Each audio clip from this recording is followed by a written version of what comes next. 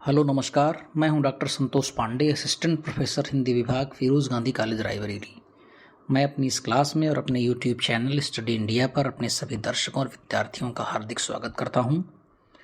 आप पहले से जानते हैं कि मैं इस समय राग दरबारी पर कुछ क्वेश्चंस और आंसर्स बनाने का प्रयास कर रहा हूं और अपलोड करता हूं इसे रिकॉर्ड करके यूट्यूब पर और आपके व्हाट्सएप ग्रुप और टेलीग्राम चैनल पर।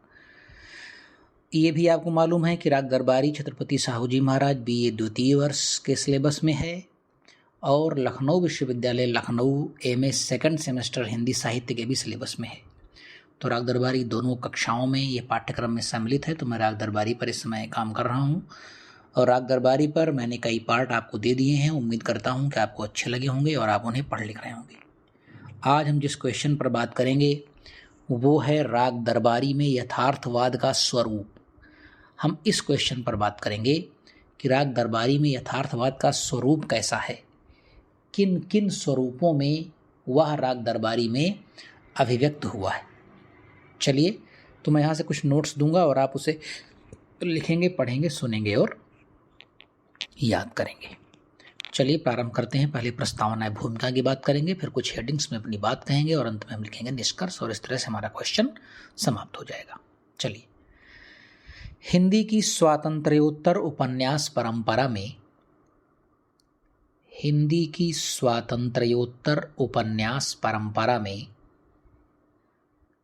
प्रायः उपन्यासकार के सम्मुख जीवन एक चुनौती के रूप में उभर कर आया है। हिंदी की स्वातंत्र्योत्तर उपन्यास परंपरा में प्रायः उपन्यासकार के सम्मुख जीवन एक चुनौती के रूप में उभर कर आया है।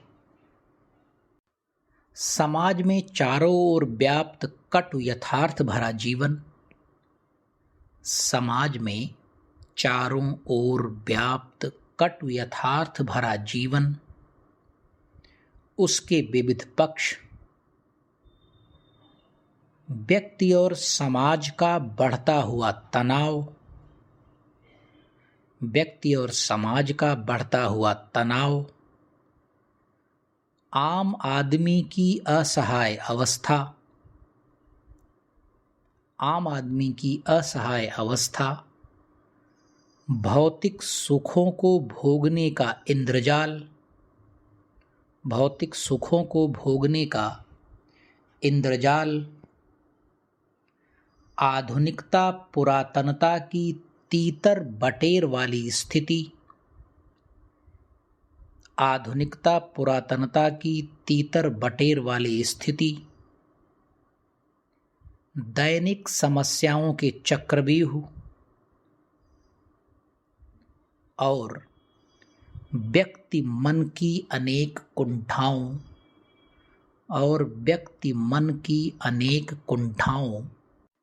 ग्रामीण एवं कस्बाई परिवेश से लेकर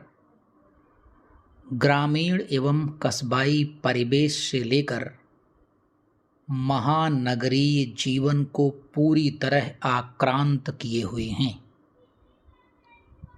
महानगरीय जीवन को, ग्रामीण एवं कस्बाई परिवेश से लेकर महानगरीय जीवन को पूरी तरह आक्रांत किए हुए हैं।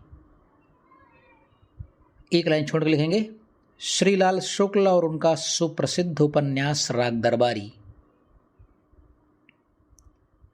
श्रीलाल शुक्ल और उनका सुप्रसिद्ध उपन्यास राग दरबारी यथार्थवादी जीवन दृष्टि के आलोक में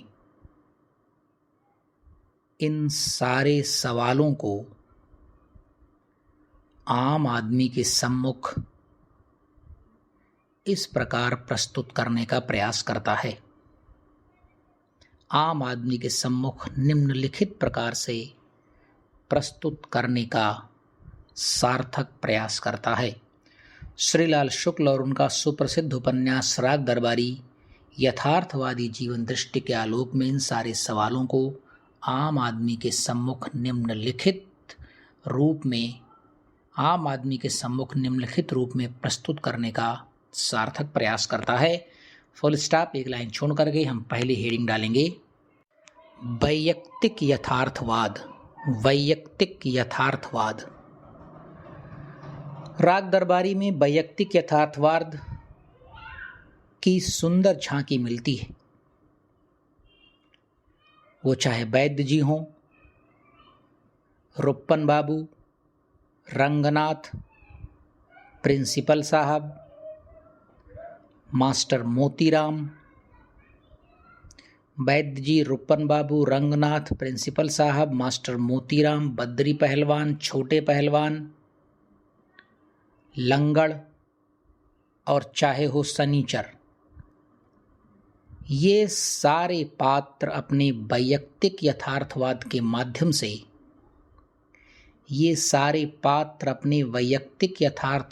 माध्यम से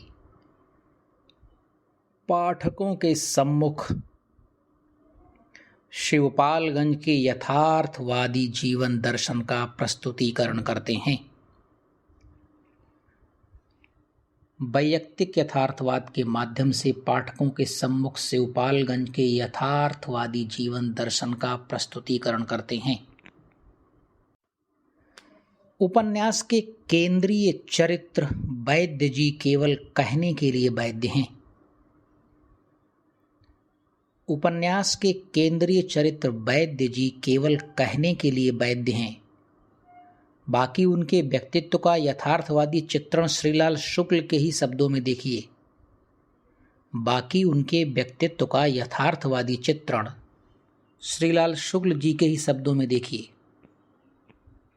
डैश करके नोट कॉमा लिखिए।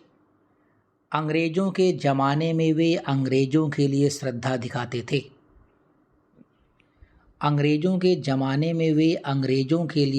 दिखाते थे। वे कोऑपरेटिव यूनियन के मैनेजिंग डायरेक्टर और कॉलेज के मैनेजर इन पदों पर काम नहीं करना चाहते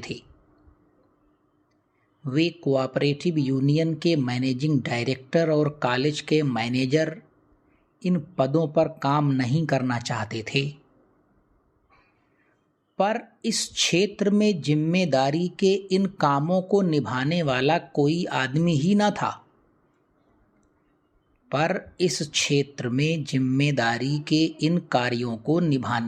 कोई आदमी ही न था। इसीलिए उन्हें बुढ़ापे में इन पदों को संभालना पड़ा था।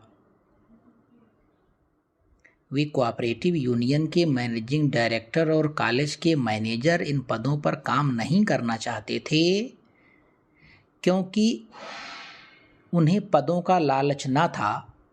पर इस क्षेत्र में जिम्मेदारी के इन कामों को निभाने वाला कोई आदमी ही न था। इसीलिए उन्हें बुढ़ापे में इन पदों को संभालना पड़ा था। Full stop, note comma close कर देंगे। अब हम चलते हैं रुप्पन बाबू के पास।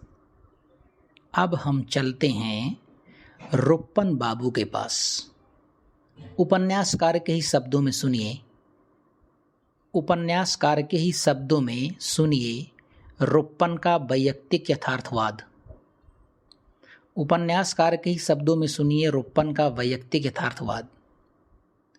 वे दुबले पतले थे पर लोग उनके मुंह नहीं लगते थे। डैश करके नोटेड कॉमा में लिखेंगे, वे दुबले पतले थे पर लोग उनके मुंह नहीं लगते थे। वे सफ़ेद धोती और रंगीन बुस्सर्ट पहनते थे।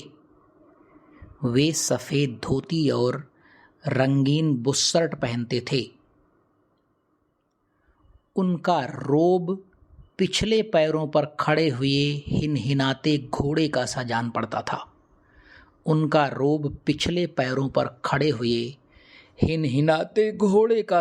पड़ता था।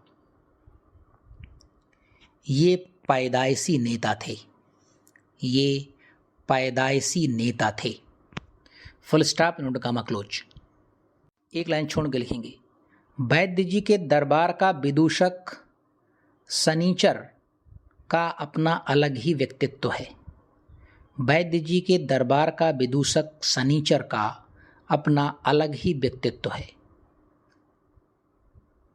डैश करके नोट कॉमा में लिखेंगे। एक दुबला पतला आदमी गंदी बनियान और धारीदार अंडरवियर पहने बैठा था। एक दुबला पतला आदमी गंदी बनियान और धारीदार अंडरवियर पहने बैठा था। उसका नाम मंगल था, पर लोग उसे शनिचर कहते थे। उसका नाम मंगल था लेकिन पर लोग उसे शनिचर कहते थे। Full stop and comma close. लेकिन यही शनिचर महिपालपुर वाली तरकीब से वैद्य जी की कृपा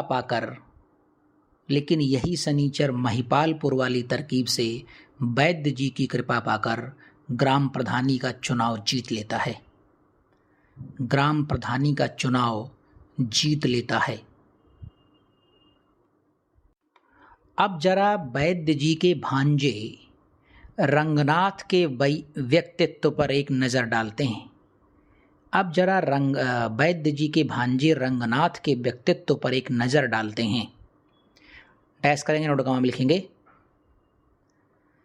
आहा क्या हुलिया था। डैश करके नोट कॉमा में लिखेंगे क्योंकि राग दरबारी की सीधी पंक्तियां हैं। आहा क्या हुलिया था, नवकंज लोचन कंज मुख कर कंज पद कंजारुणम। नवकंज लोचन कंज मुख कर कंज पद कंजारुणम। ये श्री रामचरितमानस की पंक्तियों को लिया है व्यंग करने के लिए शुक्ल जी ने रंगनाथ के ऊपर। ये पंक्तियां भगवान राम के लिए आई हैं। श्री रामचंद्र कृपालु भजमन हरण भव भय दारुणम, नव कंज लोचन कंज मुख कर कंज पद कंजारुणम। ये काफ़ी लंबा श्लोक है, तो वही उसी को इन्होंने लिया है एक व्यंग डालने के लिए। आहा क्या हुलिया था, नव कंज लोचन कंज मुख कर कंज पद कंजारुणम। पैर खद्दर के पायजामे में, अगला लिखेंगे इसी में नोट कॉमा में लिखेंगे पैर खद्दर के पायजामे में, सिर खद्दर की टोपी में। पैर खद्दर के पायजामे में, सिर खद्दर की टोपी में, बदन खद्दर के कुर्ते में, कंधे में लटकता हुआ भूदानी झोला। कंधे में लटकता हुआ भूदानी झोला, हाथ में चमड़े की अटैची। Full stop, note comma close कर देंगे। बद्री पहलवान के वैयक्तिक यथार्थवाद का नज़ारा निम्नलिखित पंक्तियों में ही देखिए। बद्री पहलवान के वैयक्तिक यथार्थ बोध का नज़ारा निम्नलिखित पंक्तियों में स्वयं ही देख लीजिए।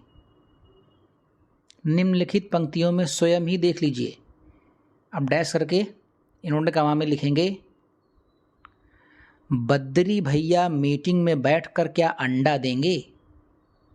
बद्री भैया मीटिंग में बैठकर क्या अंडा देंगे। सब मीटिंग में बैठकर राणों की तरह फाएं फाएं करते हैं। सब मीटिंग में बैठकर राणों की तरह फाएं फाएं करते हैं। काम धाम के वक्त खूंटा पकड़ बैठ जाते हैं। काम धाम के वक्त खूंटा पकड़ बैठ जाते हैं। Full stop, note comma close. और अब सुनिए उनके शिष्य छोटे पहलवान का वैयक्तिक यथार्थवाद। और अब देखिए उनके शिष्य छोटे पहलवान का वैयक्तिक यथार्थवाद। और डैश करके नोट कॉमा में लिखेंगे अरे गुरु मुंह ना खुलवाओ। अरे गुरु मुंह ना खुलवाओ, वैद्य जी तुम्हारे मामा हैं पर हमारे कोई बाप नहीं लगते। अरे गुरु मुंह न खुलवाओ, वैद्य जी तुम्हारे मामा हैं पर हमारे कोई बाप नहीं लगते। सच्ची बात ठांस दूंगा तो कलेजे में कल्लाएगी। अरे गुरु मुंह न खुलवाओ, वैद्य जी तुम्हारे मामा हैं पर हमारे कोई बाप नहीं लगते। सच्ची बात ठांस दूंगा तो कलेजे में कल्लाएगी। फुल स्टॉप कर देंगे। अब बहुत ज़्यादा मैटर है, मैं क्या बताऊं। फिलहाल अब मैं दूसरी हेडिंग पर चलता हूं और आप दूसरी हेडिंग डालेंगे चरित्रगत यथार्थवाद। चरित्रगत यथार्थवाद। राग दरबारी के लगभग सभी पात्र सारे केंद्रीय चरित्र अपनी सुविधा अनुसार अपनी सुविधा अनुसार अवसरवादिता के आधार पर समय समय पर यथार्थवाद की नई परिभाषाएं गढ़ते हुए दिखाई देते हैं। नई परिभाषाएं गढ़ते हुए दिखाई देते हैं। वैद्य जी शिवलिंग की वंदना करते हुए क्या कहते हैं, आइए जरा देखें। वैद्य जी शिवलिंग की वंदना करते हुए क्या कहते हैं, आइए जरा देख लें। डैश करेंगे, नोट काम लिखेंगे, हे शंकर शत्रुओं को मारो, हे शंकर शत्रुओं को मारो, तुम रुद्र हो, तुम रुद्र हो। हे भूतनाथ रामाधीन भीखम खेड़वी को मारो, हे भूतनाथ रामाधीन भीखम खेड़वी को मारो। फुल स्टॉप, नोट कामा क्लोज। उपन्यास में प्रिंसिपल साहब, मास्टर मोतीराम, खन्ना और मालवी मास्टर के चारित्रिक यथार्थ के माध्यम से ग्रामीण परिवेश में स्थित विद्यालयों की शिक्षा प्रणाली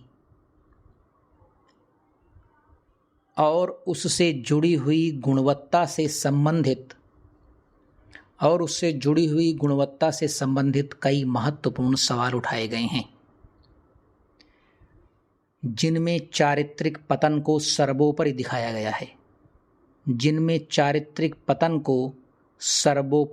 गया है। शुक्ल जी लिखते हैं, डैश करके नोट काम लिखेंगे, छंगामल विद्यालय के अध्यापकों को पढ़ने लिखने से कोई सरोकार नहीं। इन्हें कोई 10 जूता भले ही मार ले पर पढ़ाने के लिए ना कहे। इन्हें कोई 10 जूता भले ही मार ले पर पढ़ाने के लिए ना कहे। राग दरबारी में गयादीन का चरित्र सूदखोर वर्ग का यथार्थवादी प्रतिनिधित्व करता है। राग दरबारी में गयादीन का चरित्र सूदखोर वर्ग का यथार्थवादी प्रतिनिधित्व करता है। यह चरित्र परिस्थितियों से समझौता करने में ही अपना भला समझता है। परिस्थितियों से समझौता करने में ही अपना भला समझता है। वह मालवी और खन्ना मास्टर से कहता है, डैश करके उनका कमेंट अंदर लिखेंगे, नैतिकता का नाम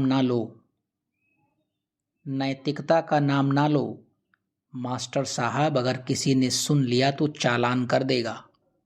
नैतिकता का नाम ना लो मास्टर साहब, अगर किसी ने सुन लिया तो चालान कर देगा। Full stop, inverted comma close.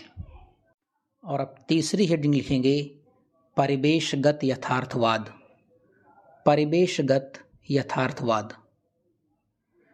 राग दरबारी में ग्रामीण आंचलिक परिवेश की नैसर्गिक झांकी दिखलाई पड़ती है। राग दरबारी में ग्रामीण आंचलिक परिवेश की नैसर्गिक झांकी दिखलाई पड़ती है। इसकी कथा संभवतः उत्तर प्रदेश के किसी महानगर के निकट बसे हुए गांव से संबंधित है। इसकी कथा संभवतः उत्तर प्रदेश के किसी महानगर के निकट बसे हुए गांव से संबंधित है। इसकी कथा के केंद्र में शिवपालगंज है, जिसके परिवेश का उल्लेख उपन्यासकार के ही शब्दों में देखिए। डैश करके उन्होंने कॉमेंट लिखेंगे, सड़क के नीचे घूरे पड़े थे और उनकी बदबू के बोझ से शाम की हवा किसी गर्भवती की तरह अलसाई हुई सी चल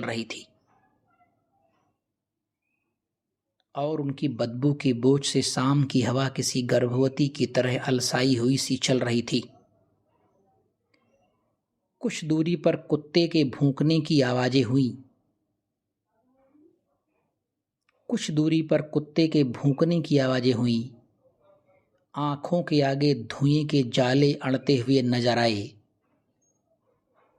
आंखों के आगे धुएं के जाले उड़ते हुए नजर आए। यही शिवपालगंज था। यही शिवपालगंज था। Full stop, note comma close. Recording में कुछ तकनीकी व्यवधान आ रहा है, इसलिए इस रिकॉर्डिंग को मुझे ही रोकना पड़ेगा। बाकी बातें हम किसी अगले पार्ट में करेंगे, तब हमारी आपसे मुलाकात होगी। फिलहाल नमस्कार।